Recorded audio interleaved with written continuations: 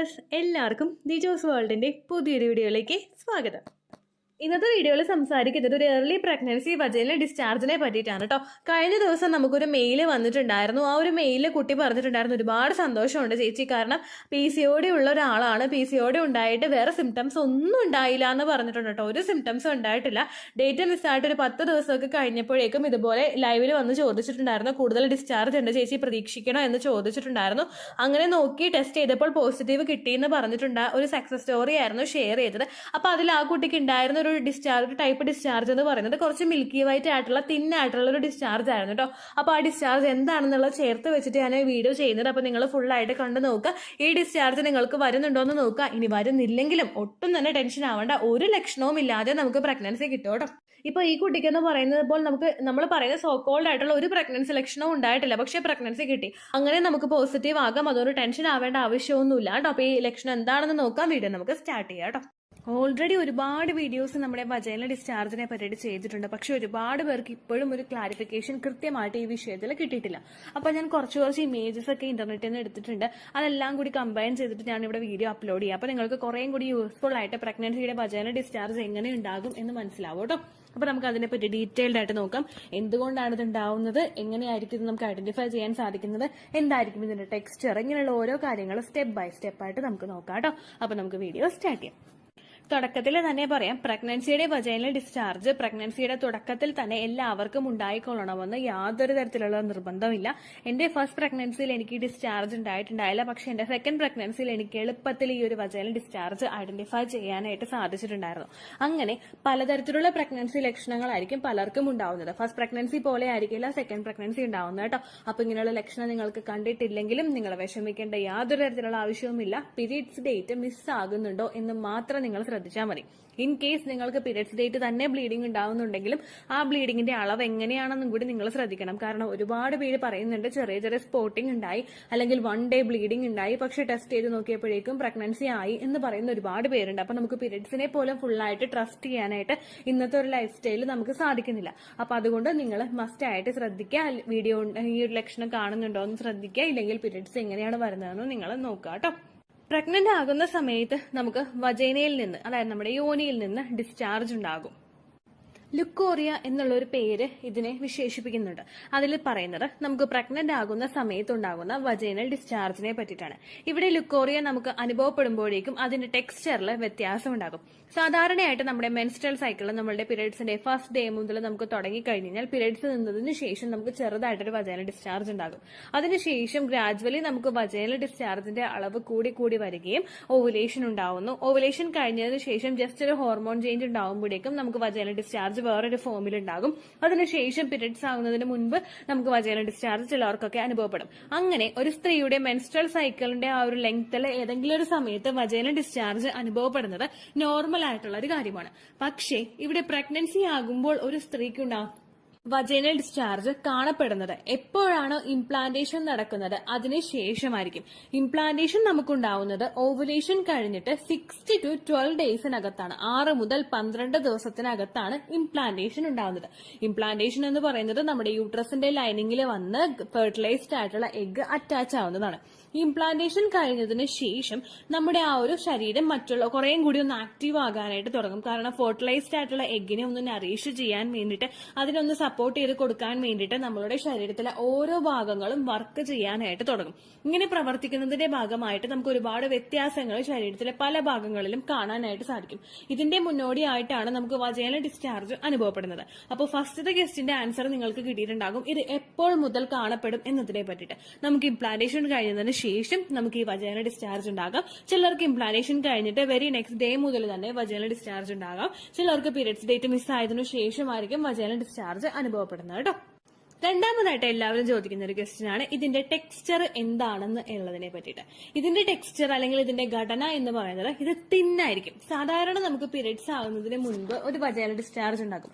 ഭയങ്കര തിക്കായിരിക്കും, ഭയങ്കര കട്ടിയിലിരിക്കുന്ന, നമ്മളൊരു കയ്യിൽ എടുത്തു കഴിഞ്ഞാൽ അങ്ങോട്ട് ഒട്ടും വലിയാത്ത തരത്തിലുള്ള, ഒരു വിരലിൽ തന്നെ ഒട്ടിപ്പിടിക്കുന്ന തരത്തിലുള്ള ഡിസ്ചാർജ് ആയിരിക്കും നമുക്ക് നോർമലി ഉണ്ടാവുന്നത്. പക്ഷെ ഇതെങ്ങനെയല്ല, തിന്നായിട്ടുള്ള മിൽക്കി വൈറ്റ് ആയിട്ടുള്ള, അതായത് പാൽപ്പാടയുടെ പോലെ കുറച്ചൊന്ന് തിന്നായിട്ടുള്ള ഡിസ്ചാർജ്, കുറച്ച് നമുക്കൊന്ന് വലിച്ചു നീട്ടാൻ പറ്റുന്ന തരത്തിലുള്ള ഡിസ്ചാർജ് ആയിരിക്കും നമുക്ക് അനുഭവപ്പെടുന്നത്. ഏകദേശം ഓവുലേഷൻ നടക്കുന്ന സമയത്ത് നമുക്കുണ്ടാകുന്ന വജൈനൽ ഡിസ്ചാർജ് ഉണ്ടാവില്ലേ, അതുപോലെ ഒരു തിന്നായിരിക്കും. കാരണം ആ ഡിസ്ചാർജിന് ഒട്ടും തന്നെ കട്ടിയില്ല. കാരണം ആ ഡിസ്ചാർജ് കട്ടിയിൽ വന്നു കഴിഞ്ഞാൽ സെമൻ അകത്തേക്ക് പ്രവേശിക്കാനായിട്ട് സാധിക്കില്ല. അതുപോലെ തന്നെ നമുക്ക് ഈ ഓവുലേഷൻ ഉണ്ടാവുന്ന ഡിസ്ചാർജിനെ പോലെ തന്നെ ഇംപ്ലാന്റേഷൻ നടക്കുന്ന സമയത്ത് ഉണ്ടാവുന്ന വജൈനൽ ഡിസ്ചാർജും തിന്നായിരിക്കും. അതിൽ മിൽക്കി വൈറ്റ് അല്ലെങ്കിൽ പാൽപ്പാടയുടെ പോലുള്ള കളറായിരിക്കും ഇതിന് ഉണ്ടാവുന്നത്.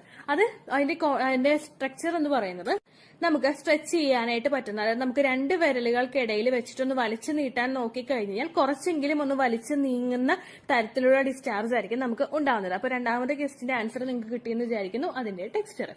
മൂന്നാമത് എല്ലാവരും ചോദിക്കുന്നതാണ് അതിന്റെ ക്വാണ്ടിറ്റി. നമ്മൾ സാധാരണയായിട്ട് നമ്മുടെ മെൻസ്ട്രൽ സൈക്കിളിന്റെ ആ ഒരു ടൈമിൽ നമുക്ക് വജൈനൽ ഡിസ്ചാർജ് ഉണ്ടായി കഴിഞ്ഞാൽ ഒരിക്കലും അത് കൂടുതലായിരിക്കില്ല. അതായത് നമുക്ക് ഇറിറ്റേഷൻ ഉണ്ടാവുന്ന തരത്തിൽ അല്ലെങ്കിൽ നമുക്ക് ഡിസ്ചാർജ് പോകുന്നുണ്ട് എന്ന തരത്തിൽ ഫീൽ ചെയ്യുന്നത് പോലെയുള്ളതായിരിക്കില്ല നോർമൽ ആയിട്ട് ഒരു സ്ത്രീക്ക് മെൻസ്ട്രൽ സൈക്കിളിൽ ഉണ്ടാവുന്ന വജൈനൽ ഡിസ്ചാർജ് എന്ന് പറയുന്നത്. പക്ഷേ ഇവിടെ നമ്മൾ പ്രഗ്നന്റ് ആകുമ്പോൾ ഉണ്ടാകുന്ന വജൈനൽ ഡിസ്ചാർജ് നമുക്ക് ആ ഒരു നനവ് അല്ലെങ്കിൽ ഒരു വെറ്റ്നെസ് നമുക്ക് ഫീൽ ചെയ്യാനായിട്ട് തുടങ്ങും. നമ്മുടെ ആ പാൻറ്റീസിൽ ഇതായിട്ടുണ്ട് എന്നുള്ളൊരു സിഗ്നൽ നമുക്ക് കിട്ടുന്ന തരത്തിലുള്ള ഡിസ്ചാർജ് നമുക്ക് ആ സമയത്ത് ഉണ്ടാകാം. നേരെ മറിച്ച് നമുക്ക് പീരീഡ്സിന്റെ സമയത്തൊക്കെ ഉണ്ടാകുന്ന വജൈനൽ ഡിസ്ചാർജ് ആണെങ്കിൽ നമ്മൾ യൂറിനേറ്റ് ചെയ്തിട്ട് അവിടേക്ക് ഒന്ന് ക്ലീൻ ചെയ്യുന്ന സമയത്ത് അല്ലെങ്കിൽ വജൈന ഒന്ന് വൈപ്പ് ചെയ്ത് ക്ലിയർ ചെയ്യുന്ന സമയത്തായിരിക്കും നമുക്ക് ഈ ഒരു വജൈനൽ ഡിസ്ചാർജ് ഫീൽ ചെയ്യാനായിട്ടും ഐഡന്റിഫൈ ചെയ്യാനായിട്ട് സാധിക്കുന്നത്. പക്ഷേ ഈ ഡിസ്ചാർജ് അങ്ങനെയല്ല, നമുക്ക് അവിടെ ഫൈൻഡ് ഔട്ട് ചെയ്യാനായിട്ട് സാധിക്കും. നമുക്ക് ഐഡന്റിഫൈ ചെയ്യാം അത് പോകുന്നുണ്ട് എന്നുള്ളത് നമുക്ക് ഐഡന്റിഫൈ ചെയ്യാം. അതുപോലെ തന്നെ നോർമലി നമുക്ക് ഇതിന് മുൻപ് ഉണ്ടായിട്ടുള്ള വജൈനൽ ഡിസ്ചാർജിനെ അപേക്ഷിച്ച് അതിന്റെ ക്വാണ്ടിറ്റി വളരെയധികം കൂടുതലായിരിക്കും. അതിന്റെ എന്താ പറയാ പോകുന്നതിന്റെ അളവ് വളരെയധികം കൂടുതലായിരിക്കും. ആ ഒരു ലക്ഷണം വെച്ചുകൊണ്ട് മാത്രം നമുക്ക് ഇത് പ്രഗ്നൻസി ഡിസ്ചാർജ് ആണോ എന്ന് മനസ്സിലാക്കാനായിട്ട് സാധിക്കും കേട്ടോ. നോർമലി പോകുന്നതിനേക്കാളും ഒരുപാട് കൂടുതൽ പോകുന്നുണ്ടെങ്കിൽ അത് പ്രഗ്നന്റ് ആകുമ്പോൾ ഉണ്ടാകുന്നതാണ്. അടുത്തെല്ലാരും ചോദിക്കുന്ന ക്വസ്റ്റ്യൻ ആണ് ഇതിന്റെ സ്മെല്ല്. ഇതിന് സ്മെല്ല് ഉണ്ടാവില്ല. നമ്മൾ ഭയങ്കരമായിട്ട് മൂക്കിനെ അടുത്ത് കൊണ്ടുപോയിട്ട് ഭയങ്കര ഡീപ്പായിട്ട് സ്മെല്ല് ചെയ്ത് കഴിഞ്ഞാൽ ചിലപ്പോൾ അതിന് ലൈറ്റ് സ്മെല്ല് ഉണ്ടാകും.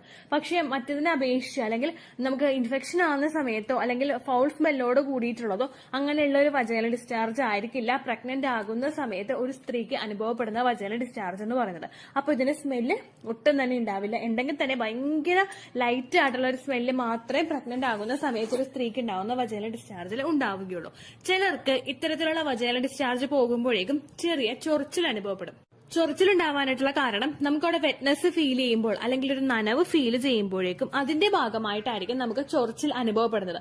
അതൊരിക്കലും അസഹനീയമായിട്ടുള്ളതോ അല്ലെങ്കിൽ നമുക്ക് ബേണിംഗ് സെൻസേഷൻ അല്ലെങ്കിൽ പുകച്ചിൽ ഉണ്ടാക്കി തരുന്നതോ ഒക്കെ പോലുള്ള ഇറിറ്റേഷൻ ആയിട്ടുള്ള ഡിസ്ചാർജ് ആയിരിക്കില്ല പ്രഗ്നന്റ് ആകുന്ന സമയത്ത് നമുക്ക് നോർമലി ഫീൽ ചെയ്യുന്ന ഡിസ്ചാർജ് എന്ന് പറയുന്നത് കേട്ടോ. അപ്പൊ അങ്ങനെയും നമുക്ക് ഇതിനെ ഐഡന്റിഫൈ ചെയ്യാനായിട്ട് സാധിക്കും.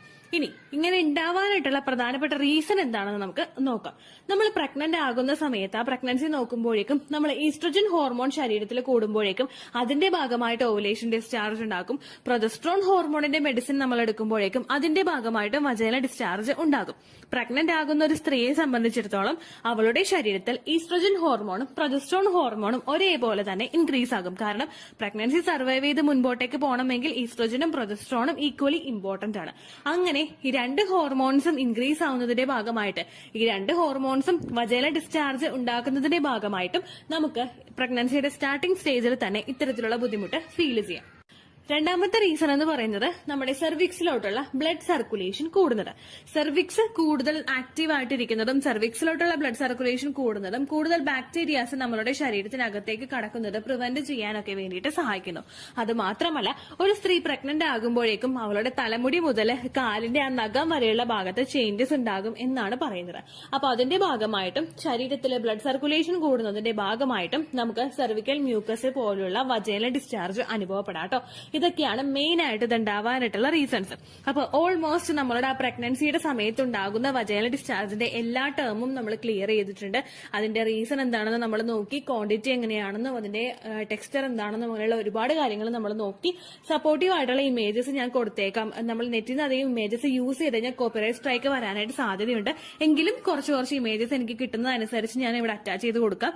നിങ്ങൾക്ക് ശരിക്കും ലൈവ് ആയിട്ടുള്ള ഒരു വീഡിയോ കാണണമെങ്കിൽ pregnancy discharge teachers world live demo എന്ന് ടൈപ്പ് ചെയ്ത് കഴിഞ്ഞാൽ നിങ്ങൾക്ക് ആ വീഡിയോ ലഭിക്കുന്നതായിരിക്കും. എനിക്ക് പ്രഗ്നൻസിയിൽ ഉണ്ടാവുന്ന വജൈനൽ ഡിസ്ചാർജ് ഒക്കെ ജോയിൻ ചെയ്തിട്ട് ഞാനൊരു വീഡിയോ ക്രിയേറ്റ് ചെയ്ത് വെച്ചിട്ടുണ്ട്. അപ്പൊ നിങ്ങൾക്ക് ഒരുപാട് യൂസ്ഫുൾ ആയിരിക്കും ആ ഒരു വീഡിയോ. അത് നിങ്ങൾ കണ്ടു നോക്കാം കേട്ടോ. തുടക്കത്തിലേ പറഞ്ഞതുപോലെ ഈ ഡിസ്ചാർജ് നിങ്ങൾക്ക് ഇല്ലെങ്കിലും നിങ്ങൾ ഒട്ടും തന്നെ ടെൻഷൻ അടിക്കേണ്ട ആവശ്യമില്ല. ചിലർക്ക് ഫസ്റ്റത്തെ ട്രൈമസ്റ്റർ തീരാറാകുന്ന സമയത്തൊക്കെ ആയിരിക്കും കേട്ടോ ഇങ്ങനെയുള്ള ഡിസ്ചാർജ് കാണുന്നത്. അപ്പോൾ ടെൻഷൻ ആവേണ്ട യാതൊരു തരത്തിലുള്ള ആവശ്യവും ഇല്ല. ഇത്രയേ ഉള്ളൂ വീഡിയോ. യൂസ്ഫുൾ ആയി കാണുമെന്ന് വിശ്വസിക്കുന്നു. യൂസ്ഫുൾ ആവുന്നുണ്ടെങ്കിൽ ലൈക്ക് ചെയ്യുക, ഫ്രണ്ട്സിനൊക്കെ ഷെയർ ചെയ്ത് കൊടുക്കുക കേട്ടോ. എന്തെങ്കിലും സംശയം ഉണ്ടെങ്കിൽ നിങ്ങൾ കമന്റ്സിൽ ചോദിക്കുക.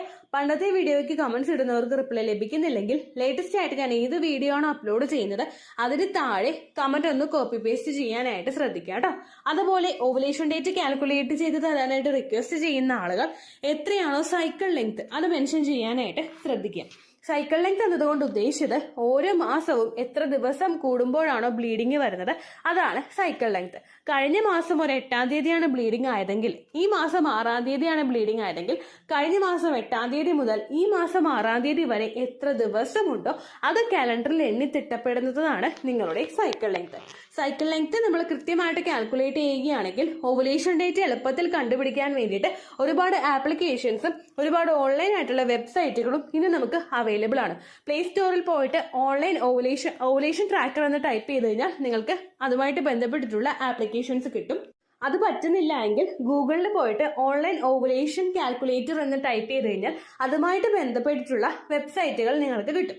അതിൽ നിങ്ങളുടെ ലാസ്റ്റ് മന്തിലെ മെൻസ്ട്രേഷന്റെ ഡേറ്റും ഒപ്പം ഞാൻ ഈ പറഞ്ഞ രീതിക്ക് നിങ്ങൾ കാൽക്കുലേറ്റ് ചെയ്യുന്ന സൈക്കിൾ ലെങ്ത്തും എൻ്റർ ചെയ്ത് കൊടുക്കുകയാണെങ്കിൽ നിങ്ങൾക്ക് കൃത്യമായിട്ട് ഓവുലേഷൻ ഡേറ്റ് കണ്ടുപിടിക്കാനായിട്ട് സാധിക്കും. ഫെർട്ടൈൽ ടൈം പീരീഡും നിങ്ങൾക്ക് കിട്ടും. അതായത് എത്ര ദിവസം മുതൽ കോണ്ടാക്ട് ചെയ്ത് തുടങ്ങിക്കഴിഞ്ഞാൽ നിങ്ങൾ പ്രഗ്നന്റ് ആകും എന്നുള്ളൊരു ഡേറ്റും നിങ്ങൾക്ക് പ്രോപ്പറായിട്ട് കിട്ടും കേട്ടോ. ഇത് കാൽക്കുലേറ്റ് ചെയ്യുന്ന സമയത്ത് സൈക്കിൾ ലെങ്ത് കാൽക്കുലേറ്റ് ചെയ്യുന്ന സമയത്ത് നിങ്ങളുടെ ആ ഒരു കലണ്ടറിൽ നോക്കി തന്നെ നിങ്ങൾ കാൽക്കുലേറ്റ് ചെയ്യുക. പല മാസങ്ങളിലും 30-31 ദിവസമുണ്ട്. അതുകൊണ്ടാണ് അങ്ങനെ പറഞ്ഞത്. ഒപ്പം നിങ്ങൾക്ക് ബ്ലീഡിങ് തുടങ്ങിയ ദിവസത്തിന് വേണം നിങ്ങൾ ഡേ 1 ആയിട്ട് എടുക്കാൻ വേണ്ടിയിട്ട്. സ്പോട്ടിങ് തുടങ്ങിയ ദിവസത്തിനെ അതായത് ചെറുതായിട്ട് ഡിസ്ചാർജ് പോയി തുടങ്ങിയ ദിവസത്തിനെ നിങ്ങൾ കൺസിഡർ ചെയ്യേണ്ട ആവശ്യം ഇല്ല കേട്ടോ. അപ്പൊ ഇത്രയേ ഉള്ളൂ വീഡിയോ. അടുത്തൊരു വീഡിയോ ആയിട്ട് നമുക്ക് വീണ്ടും കാണാം. ബൈ.